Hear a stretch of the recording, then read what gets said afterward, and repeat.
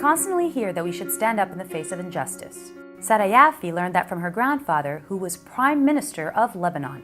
Having completed her master's degree in public policy at Harvard, she returned to Beirut to challenge what she thought was an antiquated political system.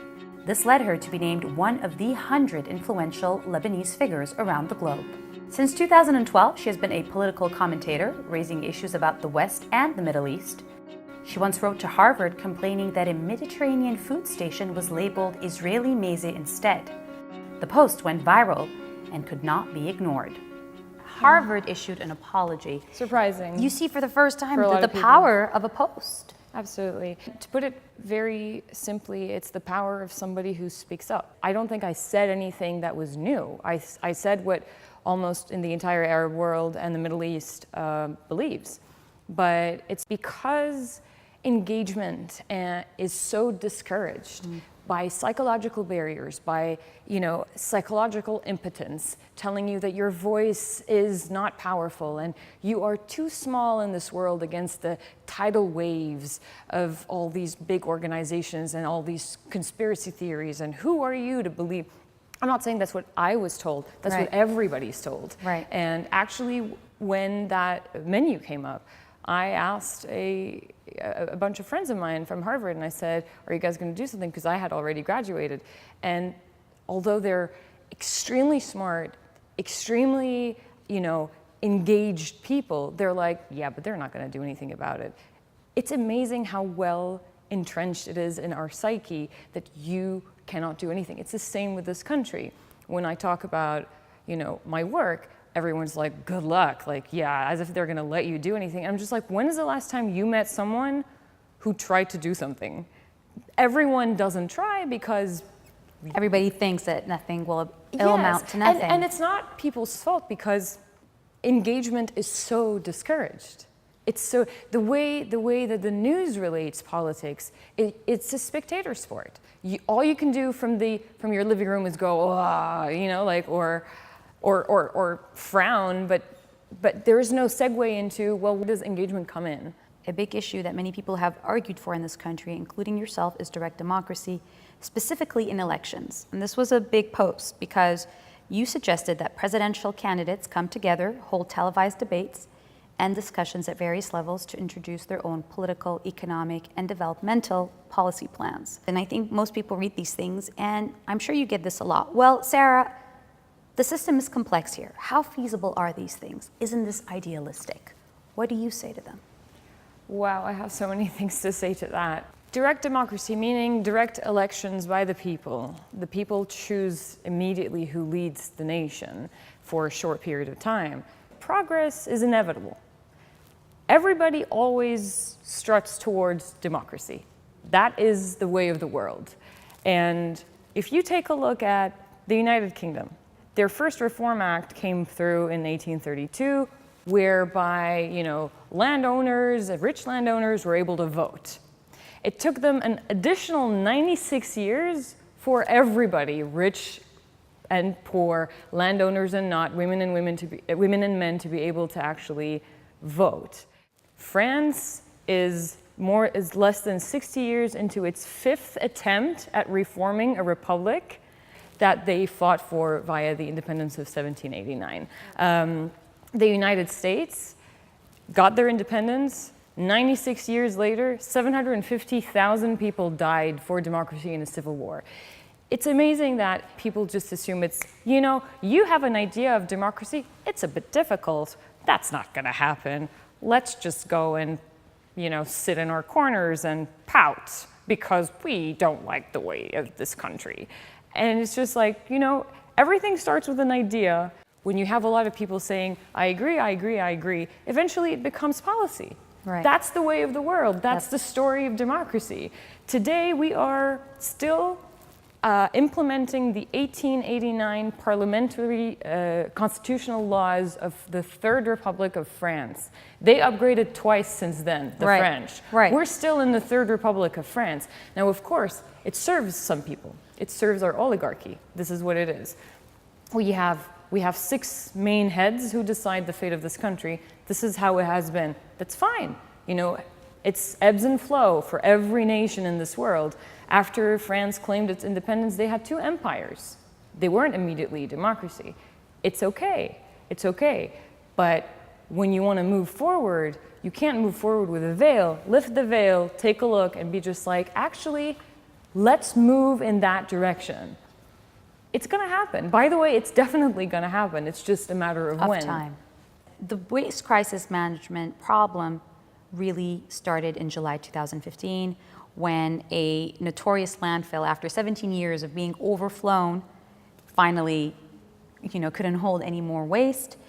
And the people couldn't take it. And the people couldn't take it, and there were protests in the streets of Beirut. And you started working on waste-to-energy technology and kind of researching that 2 years prior to that in 2013. So tell me a little bit about how that could help this country. Waste is a resource. Waste is not a curse. It's not something disgusting. Somebody once mentioned to me a sentence that stuck with me. They say, when you smell the smell of waste, it's actually the smell of money, because that's non-utilized money. And I mean money for the country, because when you buy a certain product, you pay for everything, but you only use a portion of it and then you throw the rest. But that is wealth in a way. It's just that it's not going to serve the purpose that you wanted when you bought it. But it can definitely serve another purpose, which is richness coming back to the communities. And many people do it through recycling, but recycling is very finite. People forget that recycling companies are for-profit companies. They have a board, they have investors, they need to give out dividends. They're not going to do something that's where they lose money. Composting in of itself, I know many people clamor for composting in this country, but we have extremely toxic vegetation sprayed with pesticides, and it's been contaminated. You cannot take that, put it back into the soil. So really the only way is waste to energy. I mean, you went and you actually got to different government officials and told them this is something that we should do. What is their response when you explain to them, listen, this is a technology, we should be able to use it here? The government took a decision in 2010 to do waste to energy, but they are doing a waste to energy that is extremely controversial. It's incineration. Incineration works very, very well in Northern European countries because they're the countries that invented it.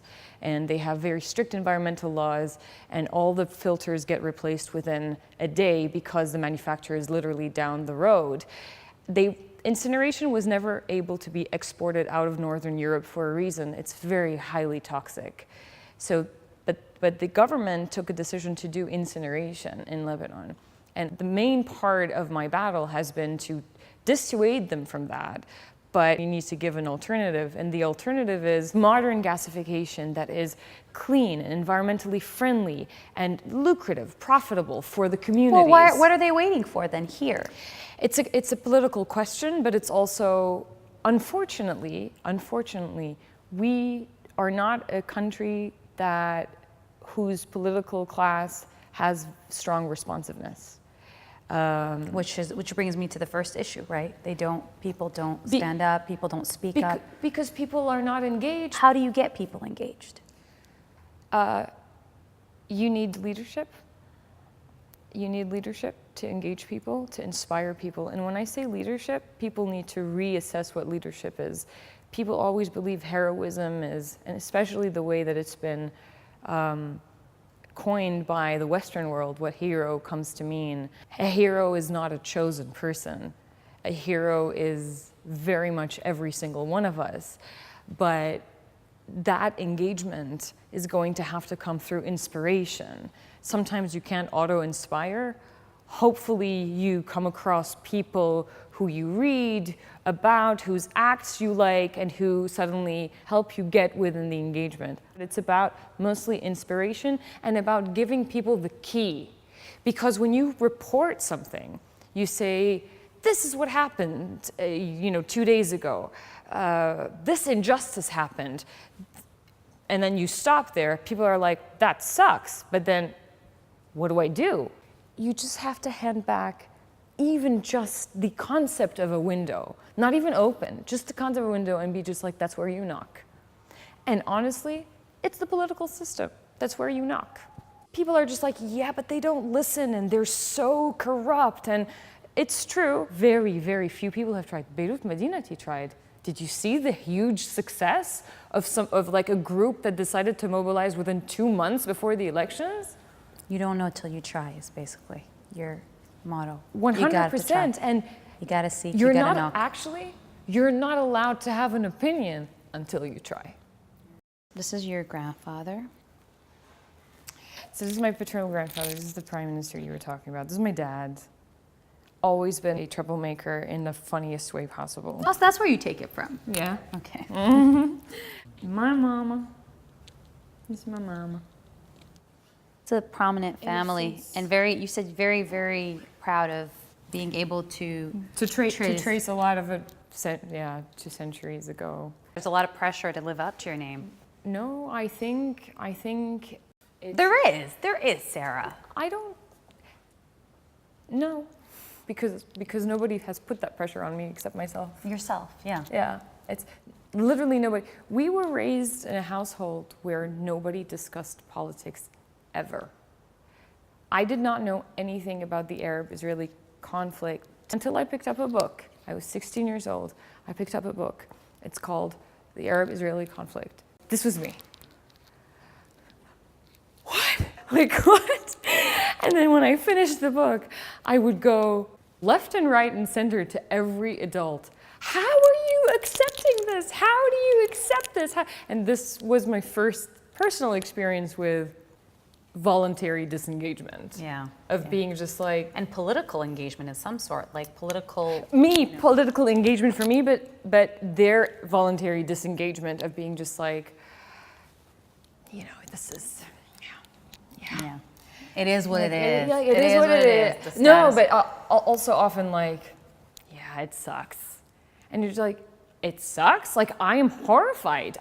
Every time I sat on a plane, I made sure that the person sitting next to me knew the entire history of the Arab-Israeli conflict. Oh my God. No matter who they were. I would just turn to them, like 5 minutes, 10 minutes into the flight.